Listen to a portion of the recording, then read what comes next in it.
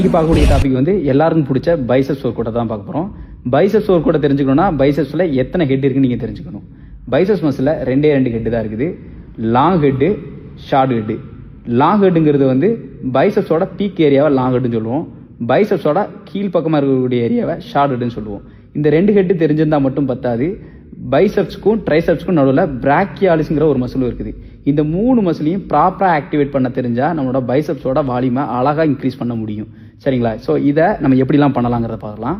Biceps Prachi அப்படின்னா long head, short head ரெண்டு ஹெட்டையும் சேர்த்து சொல்லக்கூடிய ஒரே வார்த்தை பைசப்ஸ் பிராச்சி. பிராக்கியாலிஸ்ங்கிறது தனியாக இருக்கக்கூடிய ஒரு மசில் பகுதி. ஷார்ட் ஹெட்டை எந்தெந்த எக்ஸசைஸ்லாம் வச்சு ஆக்டிவேட் பண்ணலாம்.